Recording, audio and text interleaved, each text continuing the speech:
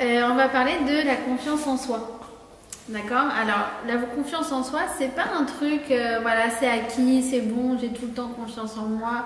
C'est vraiment quelque chose qui vient en fait en dents de scie. Parfois, on est au top du self-esteem, de la confiance en soi, et parfois un peu moins. Et donc, on va essayer en fait ce soir de voir comment rebooster notre confiance en nous. Alors, la semaine dernière, on a fini le livre de Shemot. Et on a fini sur une très très belle touche parce qu'en fait, on a fini sur la construction du Mishkan. Et la Torah, elle a consacré plus que 200 versets à faire les louanges du Ham Israël. Donc on se sent vraiment au top et elle va répéter, la Torah qui est très économe dans ses mots, elle va répéter à quel point Hachem est fier du Ham Israël, à quel point il est fier du peuple juif et à quel point donc on a bien fait et on est béni. Et on a une paracha de cette semaine qui s'ouvre avec le Ham Israël qui est en liesse, qui est très content, comme je vous ai dit, et Moshe Rabbeinu, Moshe qui est content. Moshe, dont c'était l'Aïloula aujourd'hui, cet Adar. Alors, il est content pour le Ham Israël, mais il perd confiance en lui. Dans notre paracha, en fait, qu'est-ce qui se passe? C'est que, il y a l'inauguration du Mishkan. Et en fait, il y a la Shrina, la présence divine, qui repose, qui descend dans le Mishkan. Et Moshe, il voit tout ça et il reste à l'écart. Il reste à l'écart en se disant, bon, jusqu'à maintenant, c'est moi qui ai l'idée, qui ai mené le Ham Israël. Je l'ai mené à destination et peut-être que finalement, c'est plus moi qui va continuer de le leader. Peut-être qu'est venu le moment d'un autre dirigeant, d'un autre leader. Peut-être que je ne suis plus méritant de cette place qui m'a été donnée. D'accord? Donc on a Moshe Rabbeinu qui est un petit peu comme ça, qui se pose des questions, comme nous parfois on se pose des questions. Des fois on se sentait au top et après tu te dis oh là là c'est bizarre, j'ai plus la pêche que j'avais avant, j'ai plus l'image que j'avais avant, j'ai plus le self-esteem comme j'avais avant, etc. Et là qu'est-ce qui va se passer? Dieu va appeler Moshe, Vaikra Moshe, il va l'appeler et c'est à la fois un signe d'honneur et c'est à la fois une marque d'affection. Et lui seul va être invité à rentrer dans le Mishkan. Comme pour montrer en fait que Moshe se trompe et que en fait, la relation particulière qu'il a avec Akadosh Baruch Hu et avec le Ham Israël, elle n'a pas été entachée, au contraire, elle a été donc bonifiée. Et qu'est-ce qui va se passer? C'est que Dieu va le rassurer et va lui enseigner ce qu'on appelle les corbanotes. Alors, c'est quoi les corbanotes? En français, on appelle ça les sacrifices, les lois des sacrifices. Mais on va essayer de traduire plus précisément la notion de korban. Korban, en fait, qu'est-ce que c'est un korban? Korban, c'est apporter un animal que l'on va offrir, que l'on va parfois même réduire en cendres pour se rapprocher de Dieu. C'est quoi cette idée de korban, cette idée de sacrifice, maintenant qu'on n'a plus le Beth Amikdash et qu'on est en 2024 et qu'on ne voit pas du tout l'utilité d'une telle chose? Alors le Rambam nous dit en fait, c'est quoi le korban à la sauce 2024? C'est brûler la partie animale qui est en nous pour se rapprocher de la partie divine qui est en nous, pour exprimer la partie divine qui est en nous. D'accord? Et en fait, korban, on appelle ça sacrifice, mais en vérité, c'est tous les sacrifices qu'on fait dans la vie pour exprimer la meilleure partie de nous. Comme par exemple,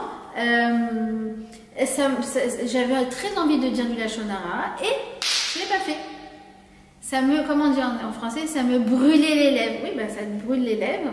D'accord? Tu vas justement brûler la partie animale, la partie impulsive qui est en toi. Tu vas la faire taire pour faire exprimer la meilleure partie de toi et qui est une personne qui ne fait pas de la médisance, qui ne crache pas sur les autres. C'est toutes les fois en fait on se donne, on s'investit et on exprime la meilleure partie de nous-mêmes.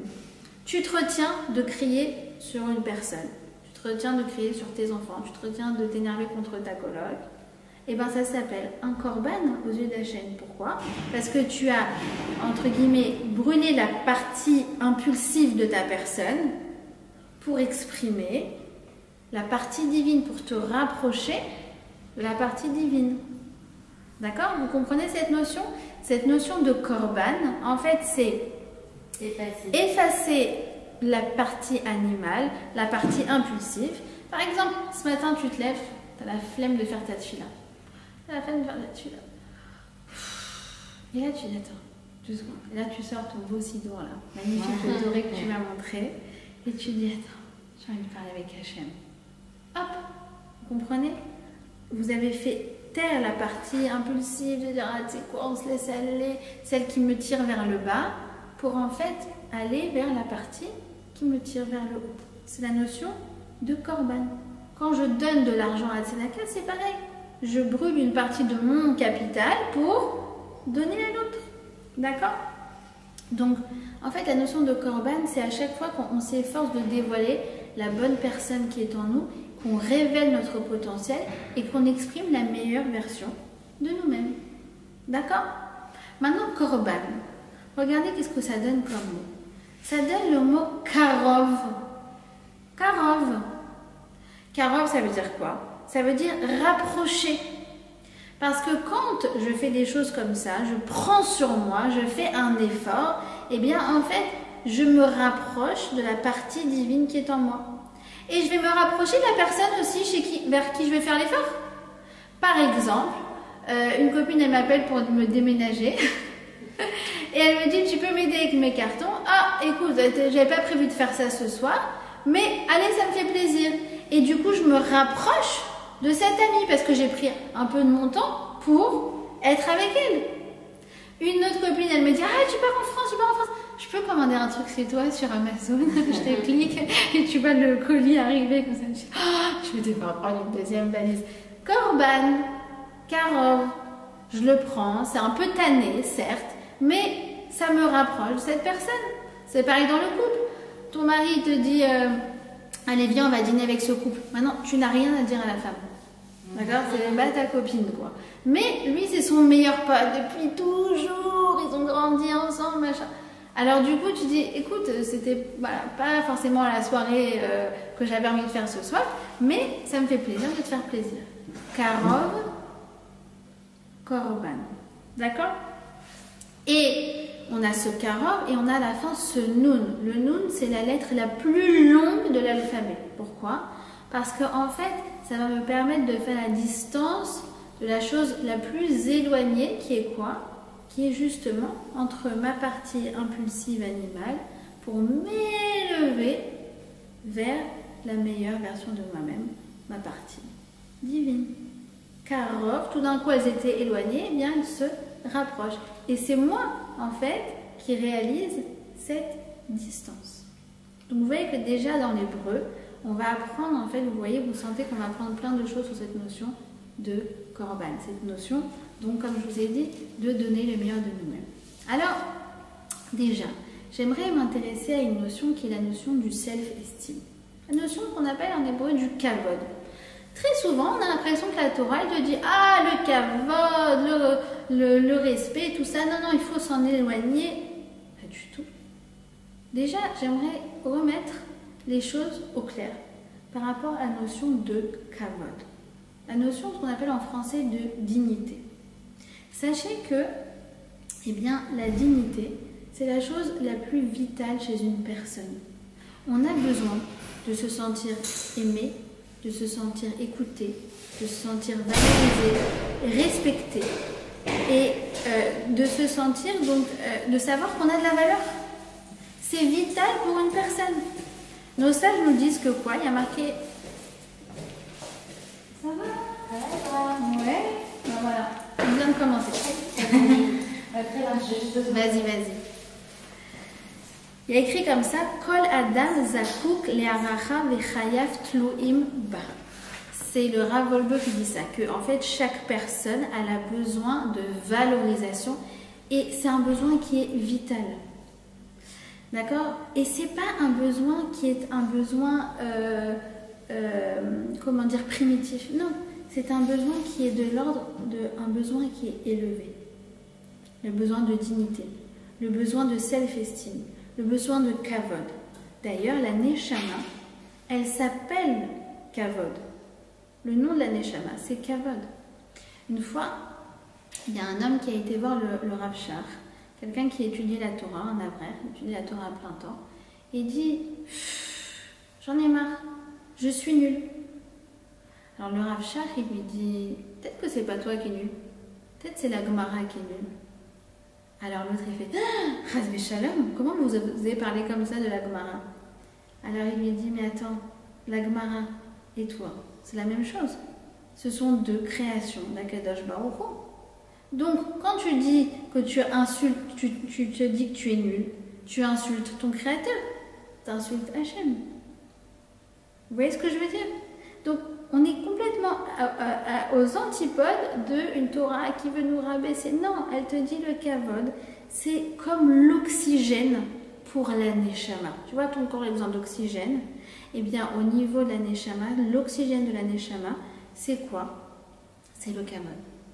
On m'avait raconté comme ça une histoire. Alors, c'était un film de... comment il s'appelle? Tom Hanks, ou Les Naufragés. Ouais. Comment ça s'appelle? Solomon. Ah, ouais, c'est ça, Solomon. Je n'ai pas vu ce film. On m'a raconté une scène assez incroyable. Donc, il a un ballon, c'est ça? Alors, il a un ballon, je crois, Willie Wilson, alors il donne un nom. Et en fait, il le transforme en visage et il commence à parler avec lui. Ça devient son ami. Il est seul au monde sur une île. Bon, faut imaginer le tournage du film. Il a dû devenir fou. Il était tout seul pendant tout un tournage de faire un monologue comme ça. Et en fait, c'est à lui qui partage toutes ses réussites. Tu sais, j'ai réussi à faire ça. Tu sais, j'étais très fière de moi. Tout ce qu'il arrive à faire sur l'île, en fait. Et à un moment, il y a le ballon qui part. Et en fait, le ballon, il va dans l'eau, quoi. Et en fait, qu'est-ce qui va se passer? C'est qu'il va se jeter dans l'eau et il va même, en fait, se mettre en danger de noyade pour sauver son ballon. Pourquoi? Pour te dire, en fait, à quel point... il était prêt en fait à mourir plutôt que de laisser passer ce compagnon avec qui il partageait ses réussites.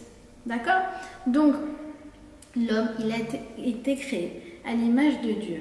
Et il est le couronnement de toute la création. Et il a besoin de ressentir ce kavod.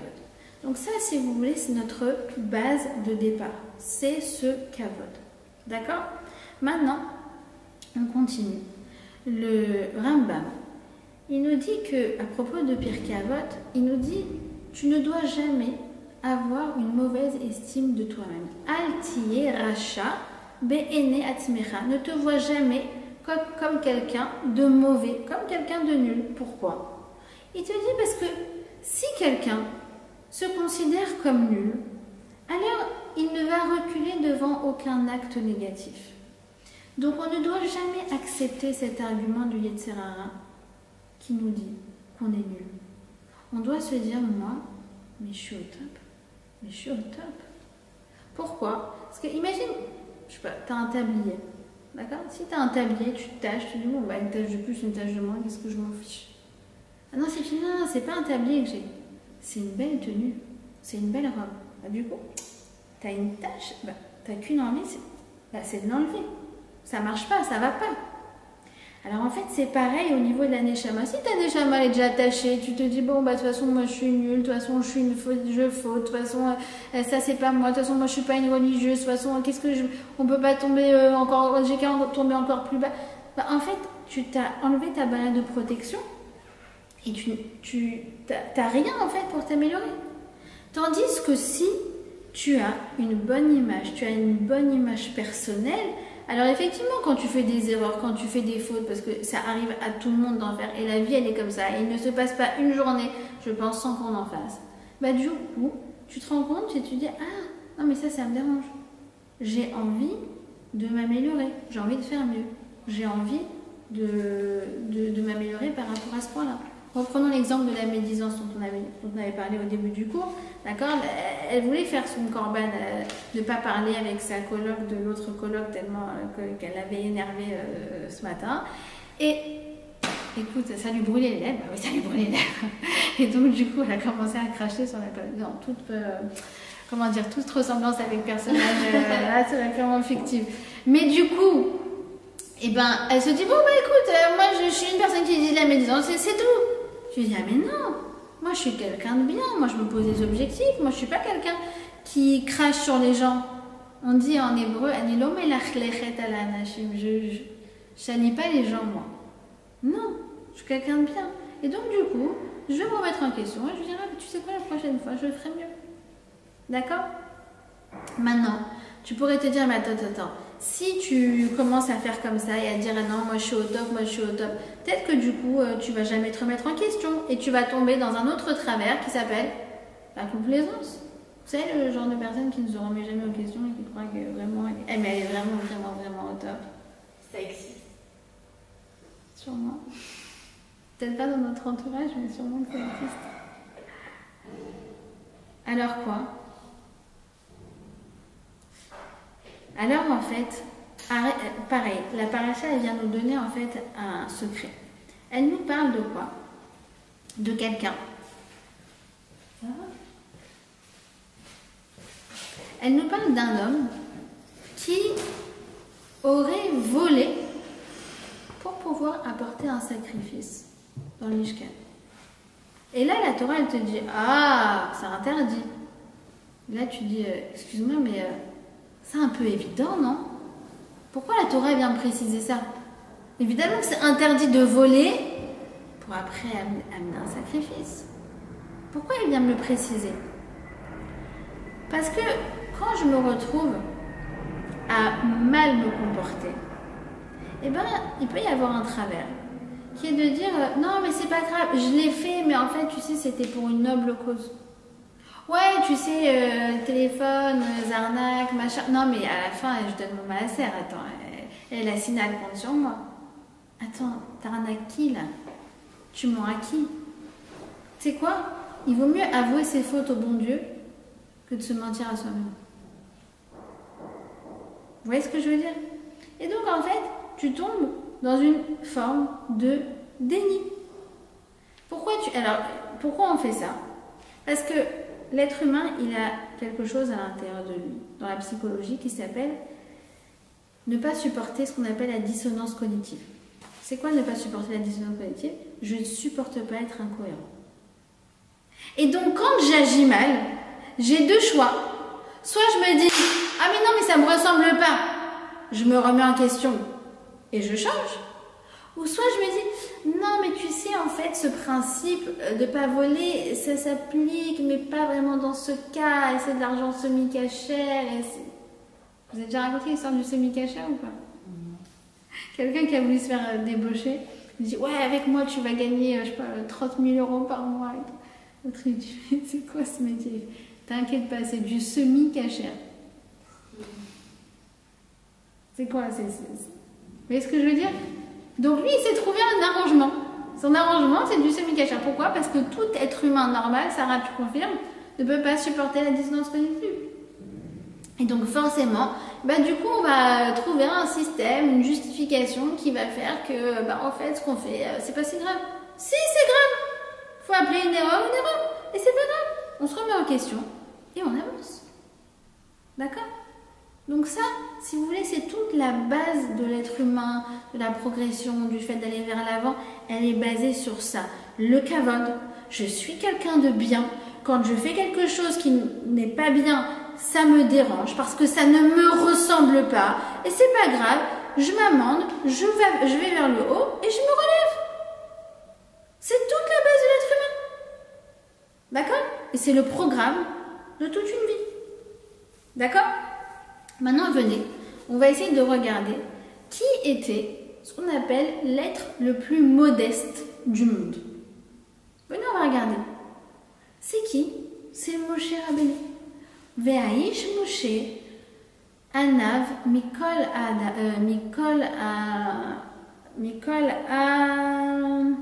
Adam asher al pnei adama. Moshe, ça a été l'être le plus modeste que la terre ait porté. Tu dis, ah, sympa, c'est intéressant. Venez, on va regarder, c'est quoi cette modestie de Moshe? Peut-être il était là, tout gêné, à dire, non, mais moi, je suis nul et tout. Tu dis, attends, c'est marrant parce que on a vu que, non, le kavod, c'était quelque chose d'important. Donc, comment ça se matérialise? cette idée de modestie? Alors, c'est très intéressant. Parce que donc, Hachem et Moshe est l'être le plus modeste que la terre ait porté. En même temps, nos sages nous disent, en l'occurrence Rav Pinkus, nous disent qu'il avait tout à fait conscience de ses qualités. Et Moshe avait beaucoup de qualités. Il était très beau. Il était sûrement beau comme... dites-moi un... Je sais. Ouais, non, je voulais dire un acteur. Ah, Ryan Gosling. Qui? Ryan Gosling. Voilà, j'arrive pas à retenir son nom. Ça fait 5 ans, on fait des cours. À chaque fois, je dis c'est qui le mec beau? Brad Pitt, c'est ça. Non, c'est fini ça. Non, moi quand je dis Brad Pitt, on me regarde en mode. Robert Downey Jr. Oh non. Voilà, donc il était beau comme. Voilà, on va dire comme Youssef Hatzadik. T'as vu Rebecca comme elle est cachée, toutes ces références? Moi je dis sur moi des films, elle me dit Youssef Hatzadik. Ça dit quelle? Il était riche, il était très riche, Moshe, d'accord, Bill Gates, et il était très intelligent, comme Einstein, d'accord? Et il en avait parfaitement conscience. Vous voulez savoir encore plus que ça? Il savait qu'il était sadique. Comment je sais? Je sais parce qu'il y a un épisode un peu malheureux qui va arriver à son frère Aaron, et Aaron va perdre ses 2 fils. Et avant ça, Moshe va être au courant que Dieu va sélectionner les 2 meilleurs du Ham Israël. Et lorsque arrive la mort des fils de Aaron, alors Moshe vient le voir et lui dit, tu sais, je savais que les 2 meilleurs allaient partir, mais j'étais sûre que c'était toi et moi. Je lui dis, pour quelqu'un de modeste, non, je comprends rien. Je comprends rien. C'est pas vrai, alors, tu peux avoir conscience de ta valeur. Et bien c'est ce qu'on va voir. C'est juste avoir conscience de sa valeur, savoir combien une personne. C'est ce qu'on va voir, c'est ce qu'on va voir, Mélissa. On y est, ne t'énerve pas. Alors justement, on va voir que c'est tout à fait compatible et que justement l'un ne peut pas aller sans l'autre. La notion d'humilité, elle va forcément de pair avec la notion de fierté. Premièrement, Rav Pinkus il nous dit, tu sais comment Moshe il se voyait? En fait, il avait parfaitement conscience de ses qualités, exactement comme quelqu'un qui se regarde dans le miroir. Maintenant, le miroir qui reflète la personne, disons qu'elle reflète Ryan Gosling, c'est ça, c'est comme ça que c'est Gosling. Le miroir qui reflète une belle créature, il se dit pas je suis beau, il se dit je reflète la beauté de la personne qui est en face de moi. Ben, c'est la même chose. Moshe Rabbeinu, il avait parfaitement conscience de ses qualités, mais il savait qu'en fait c'était le reflet d'Akadosh Baruch Hu, des bonnes midotes, des bons traits de caractère, des bonnes choses que Hachem avait mis en lui. Et au lieu de s'enorgueillir de ça, eh bien, ça lui donnait plus de responsabilité. Il disait, ok, moi j'ai ça et ça et ça et ça et ça comme qualité, j'en ai parfaitement conscience.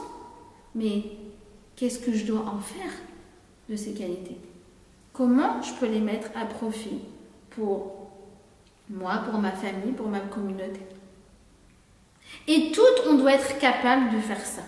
Toutes. Prendre une feuille et un stylo et écrire nos qualités. C'est la première chose, la base de l'être humain. Il te dit, Ravolbeu, avant de dire, ah, tu sais, j'ai des défauts, faudrait que je travaille sur ce défaut, la première chose, tu prends une feuille et un stylo et t'écris 20 qualités. 20 oh, c'est dur. T'as déjà essayé ou pas? C'est beaucoup, 20. Eh bien, 20, c'est le minimum syndical. Je vais te dire pourquoi. C'est écrit que quand Hachem, il a organisé le mariage de Adam et Chava. Il était wedding planner, il était designer, coiffeur, maquilleur, orchestre, tout. Rabbin. Changevini, ouais, rabbin. Comment on dit changevini? Ouais, c'est ça. Garçon d'honneur. Tout. Et c'est écrit que quand il a préparé, il a paré Chava, il lui a mis 24 bijoux. Et de là, nos sages nous expliquent sur ce midrash qu'en fait, nous avons toutes 24 bijoux. C'est quoi ces 24 bijoux? C'est 24 qualités que chaque femme, elle a de manière intrinsèque. Donc, je vous ai fait un cadeau quand je vous ai dit 20. C'est encore moins que le minimum du SMIC. Essayez de faire cet exercice. Je ne saurais même pas énumérer dans qualité, mais en général. Mais si, Mais tu vas, c'est la première chose. La première chose avant de dire, ah ouais, il faut que je travaille sur ma paresse, ouais, il faut que je travaille sur ma colère. La première chose, c'est de savoir quelles sont mes qualités. D'accord? Et il n'y a pas d'orgueil par rapport à ça. Je constate et j'exploite. Parce que si je fais la modeste, ben j'atrophie et j'oublie. Je constate et j'exploite. C'est le logiciel d'exploitation de l'être humain. Maintenant, un orgueilleux, ça ressemblerait à quoi du coup? Ben, ça ressemblerait à quelqu'un qui, tu lui donnes du matériel pour un artiste. Tu lui donnes du matériel pour faire des belles créations. Et lui, toute la journée, qu'est-ce qu'il fait? Regarde ma palette, regarde mon... Comment ça s'appelle là? Ma face. Non, justement, le matos qu'il a, le matériel. Comment ça s'appelle? La toile. Pas la, ouais, la toile et le chevalier. Voilà, regarde mon chevalier, regarde ma toile, regarde ma gouache, regarde mon truc. Et tu arrêtes, mais arrête de nous montrer ce que t'as. Fais des choses avec. C'est exactement la même chose. Donc, fais des œuvres d'art avec les qualités qui sont les tiennes. Et c'est la force de l'enseignant aussi, la force de l'enseignant. L'enseignant, par définition, il n'est pas à la hauteur de ce qu'il dit. Vous savez ça? Je ne suis pas du tout à la hauteur de ce que je vous enseigne. Mais c'est pas grave. Je me dis, je connais ça, j'enseigne ça, je connais ça. Quelqu'un, une fois avant quand j'ai hésité à commencer à enseigner, alors il y a une fille qui m'a dit, tu sais, dans la chassidoute, on dit comme ça, tu n'as pas besoin de connaître de Aleph à Tav, de A à Z pour enseigner. Tu connais Aleph, t'enseignes Aleph. Tu connais Bet, t'enseignes Bet. Et ainsi de suite. Et chacun, avec les outils qui sont les siens, va réaliser sa mission. Et c'est comme ça qu'on doit aussi éduquer nos enfants. Ok, t'es très fort, voilà, super, tu vas montrer que t'es très fort. Alors c'est bien, qu'est-ce que tu vas faire? Non, tu vas défendre les faibles dans ta classe. Ceux qui se font embêter, c'est bon, tu les défends, tu les protèges. Vous voyez ce que je veux dire? Faire le lien entre la qualité, ma qualité, et ma mission. Ah, tu sais, maman, j'ai eu 100 en maths alors que j'ai même pas révisé.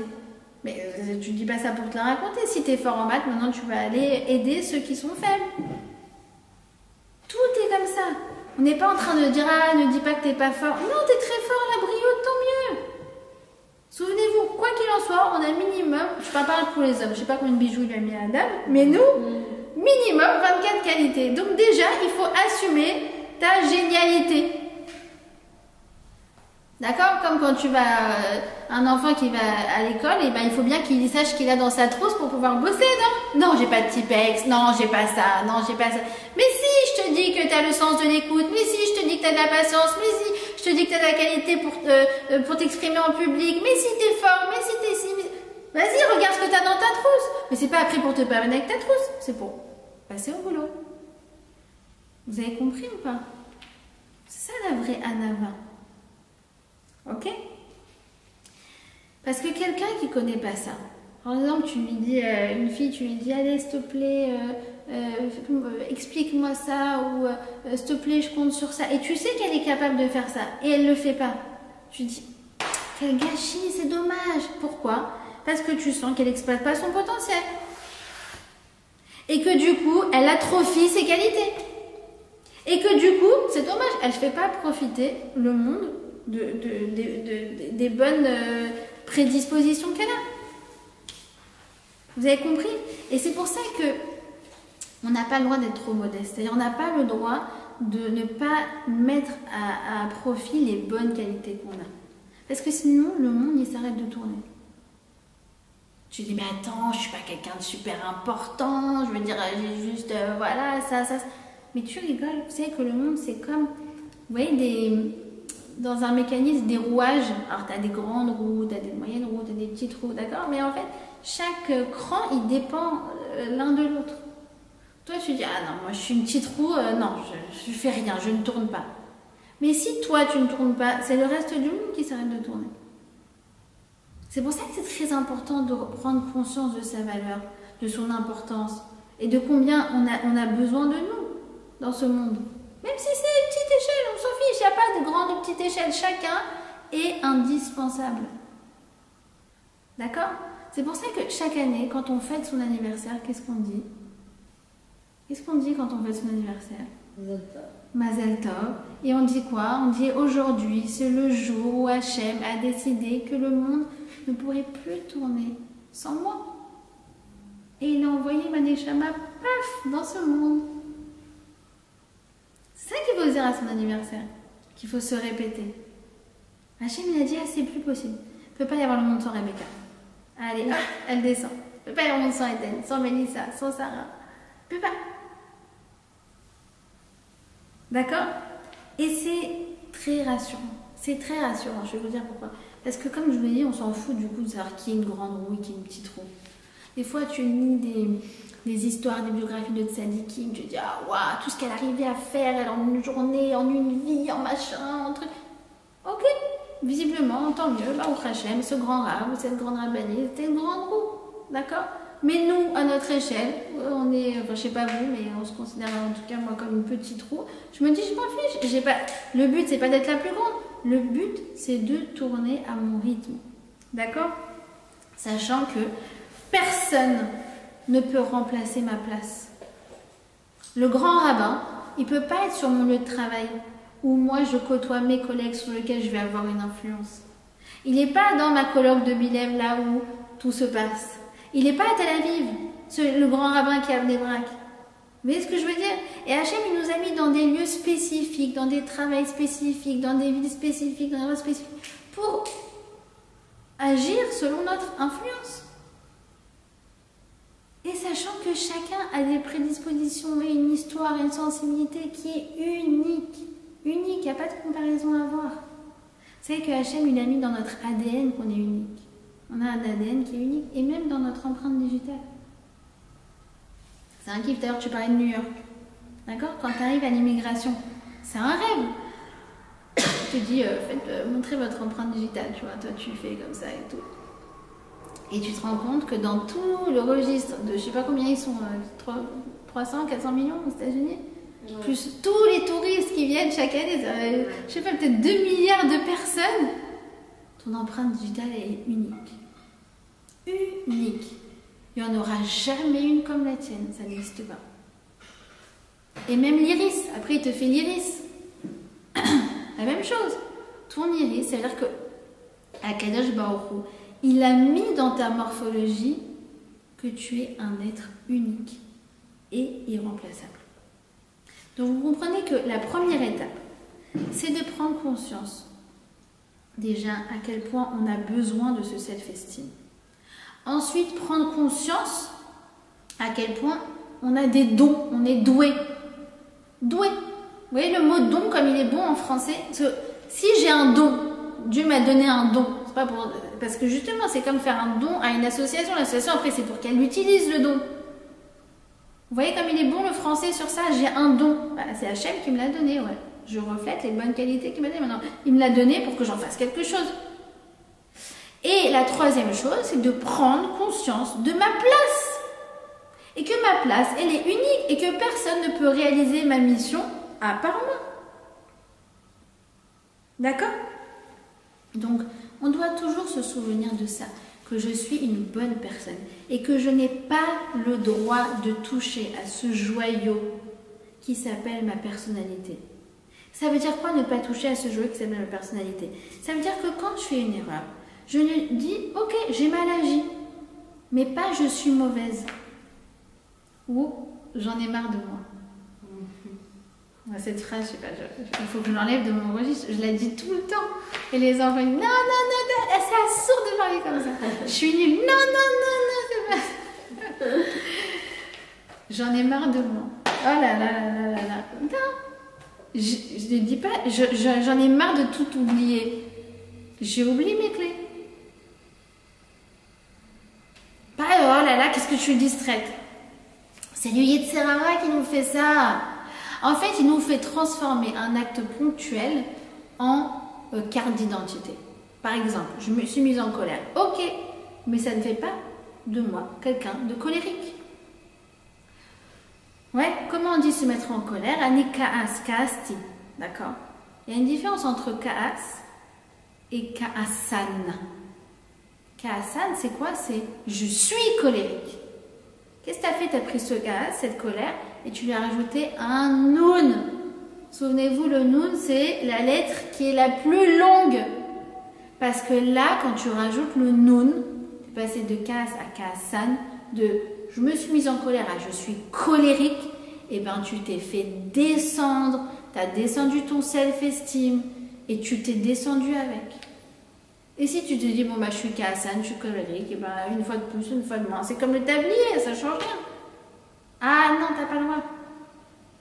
Gazal, Gazlan, tu dis, ah ouais, là j'ai pas bien vérifié et apparemment j'ai pas payé ça à l'épicier et du coup c'est trop tard pour le rembourser. C'est bien? Non, c'est pas bien. Mais est-ce que ça fait de toi une voleuse? Non. Si tu commences à dire, bon, bah, de toute façon on n'est plus à ça près, interdit de faire ça. Interdit de faire ça. Et je vais vous dire pourquoi. Parce que c'est faux.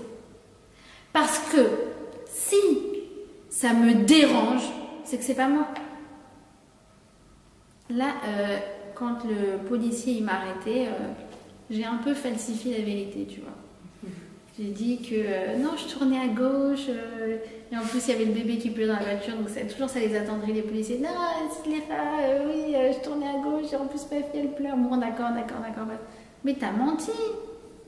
T'as menti et ça te dérange de mentir. Preuve que tu n'es pas une menteuse. Ça me dérange, ça me gêne. Bosch c'est boucha, ça me dérange. Bosch, c'est les mêmes lettres que tchouva. Parce que si ça me dérange, eh ben c'est le premier étape pour dire la prochaine fois, je ne mentirai pas. La prochaine fois, je ne volerai pas. La prochaine fois, je ne me mettrai pas en colère. La prochaine fois, je ne ferai pas de médisance sur ma voisine. C'est pour ça qu'on n'a pas le droit de toucher à ce joyau extraordinaire qui est le moteur de l'homme, qui s'appelle le self-esteem. Je vais vous dire encore mieux que ça. Encore mieux que ça. Sachez, les filles, qu'il y a un secret extraordinaire dans la Torah. Est-ce que vous savez que les défauts n'existent pas? Ouais. Hachem n'a mis en nous que des qualités. D'ailleurs, vous verrez que dans le Lashon HaKodesh, dans l'hébreu, le mot défaut n'existe pas. Là, tu dis, attends, c'est bizarre, parce qu'elle a parlé de colère, de machin, de ceci, de cela. Comment ça marche alors? Je vais vous expliquer comment ça marche. Dieu a mis en nous des midot. Les midot, ce sont des traits de caractère. Tous les traits de caractère que l'on a sont bons. Mais un trait de caractère qui est mal mesuré, qui est mal dosé, mal mida, vous avez compris, mida c'est une mesure. S'il est mal dosé, alors il prend une forme de défaut. Par exemple, l'empathie, c'est une très belle qualité. D'accord? S'il n'y en a pas assez, ça donne quoi? Ça donne la froideur. Et s'il y en a trop Et s'il y en a trop, on en parlait, tu peux plus vivre. Parce que quand ta voisine elle a mal, tu as mal avec elle. Et quand il y a des mauvaises nouvelles, tu peux plus sortir de ton lit. Et tu prends tout très à cœur et tu es très affecté. Encore une fois, toute ressemblance avec personne ici serait vraiment fortuite. La spontanéité, c'est bien, c'est cool. D'accord? Pas assez, ça donne quelqu'un un peu rastratique. Vous voyez, le manque de naturel, un peu angoissant. Mais trop spontané, on passe de l'autre côté de la réglette. Bah, trop spontané, ça donne les gens impulsifs. Pas terrible. D'accord? Vous voyez ce que je veux dire? Tu peux voir ça dans tout. Dans absolument tout. Tu peux t'amuser à prendre tout ce que tu crois être tes défauts. Et en vérité, tu te rendras compte que tu n'as que les défauts de tes qualités. Vous savez, c'est comme des fois, moi je dis toujours ça aux calottes. Je leur dis, sache que ton mari n'a pas de défaut. Hein, quoi Alors pour le coup, si je dis prends une feuille et écris les 24 défauts, elle le fait en dessus. Moi je dis attends. Alors, on fait ce petit exercice. Je leur dis, regarde, pense à une chose, un comportement qui pourrait t'exaspérer. D'accord? Ok, alors pareil, ça prend pas trop longtemps à faire. Alors, après on me dit, par exemple, elle me dit... oui, souvent il me met mal à l'aise, il dit toujours les choses de but en blanc et tout. Je dis ok, c'est vrai que c'est pas agréable, mais sûrement que c'est quelqu'un qui n'a pas peur du qu'en dira Sûrement que c'est quelqu'un qui est très amitié, qui est très vrai, qui est très authentique, qui n'est pas dans le conformisme, qui... Et là, ouais. Donc en fait, tu viens de me décrire en fait la partie immergée de l'iceberg qui vient de, en fait, qui cache une montagne de qualité. On n'a que les défauts de nos qualités. Et c'est très utile à savoir. Pourquoi? Parce que des fois, tu désespères sur toi-même. Tu dis, ah, ça c'est mort. Tu dis, attends, imagine que tu as un appareil, je sais pas, un appareil photo. Et en fait, le technicien il te dit, non mais ne le jetez pas à la poubelle, c'est juste une sorte de réglage, quoi. Ah, mais vous venez de me sauver l'appareil photo. Bah oui, c'était un truc tout bête, c'était juste le zoom qu'il fallait régler. C'est pareil. C'est pareil, tes traits de caractère que des fois, toi-même qui t'exaspère, c'est juste une histoire de réglage. Pourquoi? Parce que tu n'as que du bon en toi. Mais le bon, quand il est exaspéré dans un sens ou dans un autre, c'est-à-dire mal dosé, alors il prend une forme de comportement qui t'embête. Mais c'est pas grave. Parce que comme je vous dis, si ça nous embête, ça veut dire que ça ne nous définit pas. Bosch, chauve, ça m'embête, je change. Et tout va dépendre de quoi? De comment j'interprète mes comportements. Si je pars du principe que j'ai du kavod-atzmi, j'ai du self-esteem, je suis une bonne personne, je suis quelqu'un de bien, j'ai minimum SMIC 24 qualités, que même mes défauts ne sont pas vraiment des défauts, que ce sont les exagérations de mes qualités, alors en fait, tout d'un coup, je peux tout réinterpréter positivement. Et j'en ai besoin. C'est-à-dire quoi, tout réinterpréter positivement? Comprendre que derrière chaque comportement qui pourrait être exaspérant, en vérité, la racine, c'est une qualité. Donc tu dis, ah, ce gosse, il est lent là. Non, il prend son temps. Il est pondéré. Là, il faut avoir de la répartie avec les profs. Hein. Parce qu'ils te sortent des trucs, waouh. Et toi, tu dois toujours, en tant que maman, chercher le pendant positif de la chose. Oh là là, qu'est-ce qu'il est désordonné. Oui, je sais. Mon fils est très créatif. Voilà. Ah ouais, truc, il se met facilement en colère. Oui, je sais. Tu sais, il dit en hébreu, non, ouais, moi je dis Yeshlo Rouge Tzedek. Il n'aime pas l'injustice. Mais oui, ça va complètement avec ça. Ah, moi, le Ifroun là de. Comment ça s'appelle là? Ouais, hyperactif. On a voulu me faire à certains d'entre eux.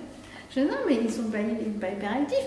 Justement, si tu trouves qu'il est hyperactif, je vais te dire la vérité, il n'y a pas de problème. Prends-le et demande-lui de faire des photocopieuses. C'est ton assistant. Voilà. Je lui dis ça, je dis regarde, voilà, mon fils, c'est ton assistant. Et du coup, il a compris. Voilà, dès qu'il y a une photocopie, un machin, un truc. Et d'ailleurs, la dernière fois, il s'est retrouvé à remplacer un prof. Mais non. Ouais.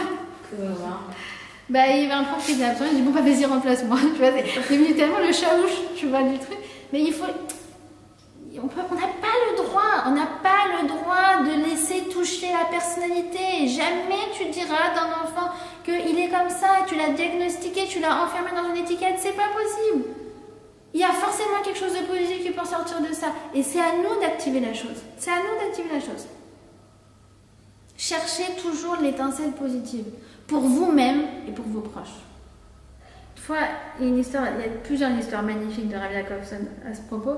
Mais c'était, ah oui, quand il s'occupait d'une pnimia, d'un pensionnat, alors il y en a un qui est arrivé et qui a dit, il était nouveau, il a dit, Rabbi Jacobson a dit comment tu t'appelles, il dit je m'appelle Shimon, mais je vous préviens, je suis un menteur professionnel, donc vous ne devez pas me croire. Il a dit si tu me dis ça, c'est que forcément tu es droit, parce que si tu étais vraiment un menteur, tu ne me l'aurais pas dit. Ouais. Toujours. Il a écrit un livre incroyable, si vous lisez en hébreu, qui s'appelle Yef Shar Acheret. Mais c'est incroyable de voir derrière des voyous. Comment il a réussi à trouver l'étincelle positive. Mais c'est fou. Alors il me dit sûrement que tu n'es pas un menteur, mais que tu es très créatif et tu as beaucoup d'imagination. Alors en fait, il l'a poussé à écrire. Et aujourd'hui, c'est devenu un auteur à succès. Marc Lévy. Il n'a pas dit le nom, mais moi j'ai moi j'ai mes soupçons sur quelqu'un. Mais comme il n'a jamais dit le nom. C'est des romans? C'est surtout des livres pour enfants et pour adultes, Afka. Je pense que c'est lui. Bref. Parce que lui, il y a un auteur qui a raconté son histoire et ça correspond à l'histoire de l'enfant en fait. Je fais attends, c'est les deux revers de la pièce, c'est sûrement. Ça s'appelle Abraham Mochal. Ok. Donc en fait, et si tu dis, mais attends, mais n'importe quoi, mais c'est pas lucide, je vais vous dire. La vraie lucidité, c'est de comprendre que ce que j'interprète, c'est ce qui va se réaliser dans ma vie. Donc si moi, je me concentre sur l'étincelle positive, ben c'est ça que je vais faire jaillir et c'est ça qui va se réaliser en vrai. Et c'est vrai dans tout. Et une autre histoire comme ça, incroyable. Bon, un jour, il y a la police qui débarque chez lui. Et en fait, ils lui disent, il y a le commissaire en chef qui voudrait te parler. Alors il s'est dit, qu'est-ce qui s'est encore passé? Comme il s'occupait à un moment d'un pensionnat, mais qui était à la limite de la correctionnelle, quoi. Alors du coup, mais c'était des mineurs. Alors du coup, il s'est dit, qu'est-ce qui s'est passé encore à la pénible? Il arrive au poste de police, et en fait, le commissaire, il le serre dans les bras. Alors, il lui dit, qui vous êtes? Il dit, vous ne me reconnaissez pas? Il regarde comme ça, il dit, j'étais dans ta classe il y a 15 ans. Et il y a 15 ans, tu as fait un petit jeu dans la classe. Et tu as demandé que chacun, il écrive une qualité sur un autre. Et qu'en fait, on fasse passer les feuilles et qu'à la fin, chacun, il reçoit les qualités que les autres, il a dit sur lui. Et vous avez précisé à l'époque, ne mentez pas. Ne mentez pas, s'il y a quelque chose que vous ne sentez pas, c'est pas grave, ne le dites pas. Mais ce que vous dites, ressentez-le. Alors il a reçu tous ces petits bouts de papier et dans beaucoup de bouts de papier, il avait écrit qu'il avait le sens de la justice. Il a dit ces bouts de papier, alors il les a dépliés, il a dit je les ai encore jusqu'à aujourd'hui dans mon portefeuille et c'est ça en fait qui m'a mené. J'aurais dû, moi normalement selon toutes les règles de la nature, j'aurais dû finir voyou, j'aurais dû finir comme ceux que moi j'arrête. Et bien ces petits bouts de papier qui m'ont conforté dans l'idée que oui en fait, toute cette colère que j'avais en moi, c'était juste l'expression du fait que j'aimais la justice, et ben c'est ça qui m'a poussée à aller vers ça. D'accord? Donc vous comprenez que c'est juste une histoire de mida, de mesure. Donc s'il y a quelque chose qui à ce stade est un peu atrophié, d'accord, comme par exemple ma patience, et que c'est quelque chose sur lequel j'ai envie de travailler, et ben ça se travaille. Et c'est mida, c'est comme un muscle. Ça peut être extra small. Et en fait, au fur et à mesure, on travaille dessus. Ça devient médium et après ça devient extra large. Et l'être humain, il a ce libre arbitre de changer qui il est. Enfin, de développer qui il est, de développer la meilleure version de lui-même. Ça veut dire quoi? De révéler toutes les potentialités que même lui-même, il ignorait. Et si moi, je suis capable de faire ça, il faut être fier de soi. C'est très, très, très important d'être fier de soi. Pourquoi? Parce que c'est ce qui nous permet de capitaliser notre évolution. Je m'explique.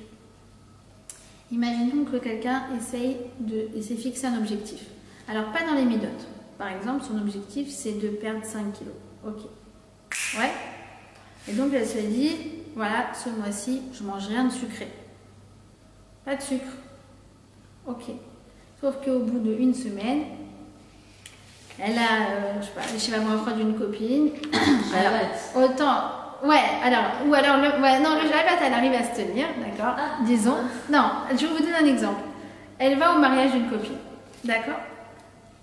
Elle danse, tout ça. À la fin, ils amènent les desserts. Elle voit comment les gens, ils s'éclatent avec les desserts et elle est forte. Jusqu'à ce qu'elle arrive chez elle et là dans l'ascenseur elle fait le fondant au chocolat. J'aurais dû le prendre quand même, c'était pas grave, un peu moelleux, tatati tatata. Et elle s'endort avec son envie de fondant au chocolat et son envie de se frapper, de pas avoir succombé, tu vois, genre juste une ou deux bouchées quoi. Alors qu'est-ce qui va se passer? Le lendemain, les cheveux brachot, ça y est, elle va se jeter sur tout. Pourquoi? Parce qu'au lieu de lui dire j'ai été fière de moi, j'ai tenu mon engagement, je m'étais fixée de ne pas manger du sucré et regarde, j'ai réussi. Bah, en fait, elle a détruit tout le château qu'elle avait construit. Et c'est vrai dans tout. Vous savez, c'est comme par exemple quand quelqu'un voilà, vous provoque et après vous rentrez toujours dans l'ascenseur. L'ascenseur, sur le moment où tu refais de la journée, tu te dis ouais, j'ai été faible, j'aurais dû lui répondre, j'aurais dû truc, machin. On veut dire non, au contraire, je suis fière de moi. Pourquoi? Parce que moi j'ai du kavod, moi je m'abaisse pas à répondre à quelqu'un qui me provoque comme ça en public. Au contraire, je suis quelqu'un de noble, de digne, de mechoubédet. Donc qu'est-ce qui va se passer? C'est que la prochaine fois que c'est quelqu'un d'autre qui va me dire un truc, je vais en faire mon affaire. Vous comprenez pourquoi le fait d'être fier de soi et d'exprimer. Moi, des fois, je vous dis, je passe des coups de fil à des copines, ils me disent ah, faut que je te raconte comment je suis fière de moi. Tu sais pas ce qui s'est passé. Non, je raconte des trucs. C'est que des. Vous voyez, c'est des choses, c'est des petites victoires de la vie. Mais c'est des vraies victoires. Et c'est pas des trucs que tu peux partager sur ton rôle, quoi. Enfin, je sais plus maintenant. On partage des trucs sur quoi maintenant? Insta. Ouais, voilà, sur Insta. En tout cas, c'est pas des trucs que tu peux partager parce que c'est des vraies victoires de la vie. Quand tu dis je n'ai pas dit de médisance sur ma voisine ou je n'ai pas répondu à cette personne, j'ai pas fait d'affront en public. Bah, en fait, c'est des victoires qui sont des victoires intimes. Donc, si toi, tu viens pas les célébrer, personne ne va venir les célébrer à ta place. Vous avez compris? Donc, et si on a une image négative, qu'est-ce qui va se passer? Attends, j'arrête. Si on a une image négative, et ben en fait, même quand on agit bien, qu'est-ce qu'on va dire? On va dire non, mais c'était une erreur. Ah, c'est fou hein, comme on est. Non, mais de toute façon, je suis nulle. Non, mais de toute façon, ça change rien. Ah, c'est pas possible ça. Mais sois fier de toi. Mais justement, c'est à toi de nourrir ton image personnelle. Donc prends cette victoire et rajoute-la dans le cercle vertueux de la focalisation positive. C'est quoi le cercle vertueux de la focalisation positive? C'est que je crois en moi.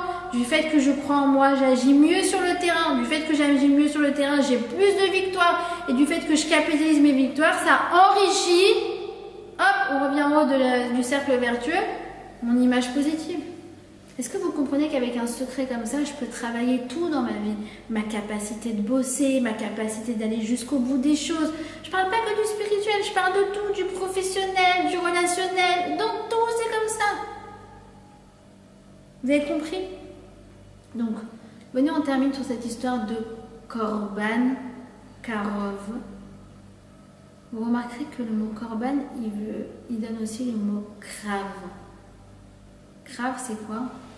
C'est une guerre, c'est un combat. Parce qu'il y a des gens qui croient que le fait de se fixer des objectifs, d'essayer de donner le meilleur de soi-même, c'est en fait de rentrer en guerre avec soi-même. Alors que pas du tout. En fait, c'est d'être karov de soi-même. C'est être proche de soi-même. C'est se réconcilier avec soi-même. C'est s'estimer. C'est se respecter. C'est apprendre à développer de la satisfaction de ce qu'on fait et se réjouir de toutes nos victoires et être encore plus proche de la meilleure version de nous-mêmes. D'accord? Donc je terminerai sur une dernière chose. C'est quoi? C'est un dernier point, mais qui est tellement lumineux et qui est, je pense, la plus belle conclusion qu'il peut y avoir dans ce cours. C'est écrit comme ça. Que quand Dieu il a appelé Moshe, il a dit Vaikra. Moshe, il a été très touché. Mais il s'est dit, peut-être que du coup, tout le monde va croire que Dieu et moi, on est proches comme des amis. Alors, qu'est-ce qu'il a fait? Quand il a écrit le Sefer Torah, le premier Sefer Torah, alors dans le mot Vaikra, il a pris le Aleph à la fin et il l'a fait tout petit. Comme pour dire, tu sais, ne crois pas, moi, je reste à ma place. Sauf que quoi? Sauf que Dieu, il lui avait donné exactement l'encre dont il avait besoin pour faire tout le Sefer Torah. Pas une goutte de plus et pas une goutte de moins. Du fait qu'il a fait ce Aleph petit, alors il lui restait une petite goutte. Alors qu'est-ce qui s'est passé? On dit que Moshe Rabbeinu, en voulant s'essuyer après Vaïkra, il s'est mis une petite goutte sur le front. Et de cette goutte, elle rejaillit une grande lumière. C'est pour ça que quand il est ressorti de cet épisode, il avait un kéren, il avait une grande étincelle de lumière, à tel point qu'il a dû mettre un voile jusqu'à la fin de sa vie. Pour comprendre que quoi? Que quand tu travailles ta modestie, mais la vraie, la bonne, celle qui est de connaître ses qualités, de comprendre que tes qualités, ce sont des dons qui ont été mis à ta disposition pour que tu en fasses la meilleure chose possible. Quand tu comprends que tu es une bonne personne, que tu as du kavod atzmi, que tu as les bonnes midotes que Hachem t'a mis en toi, que tu vas à leur rencontre, que tu les révèles et que tu en fais profiter le monde, alors en fait, tu dégages de la lumière. Tu dégages de la lumière. Et il n'y a plus la fausse modestie. Non, il n'y a plus cette chose-là. Parce que toi, tu es karov, tu es proche de toi-même. Tu es bien avec toi-même. Tu es en cohérence avec toi-même. D'accord? Et c'est ce qui va te permettre de rentrer dans ton Beth Amikdash à toi. Dans ton Mishkan à toi. Et ce qui va te permettre de rentrer dans ton Kodesh à Kodashim à toi. Dans ton Saint des Saints.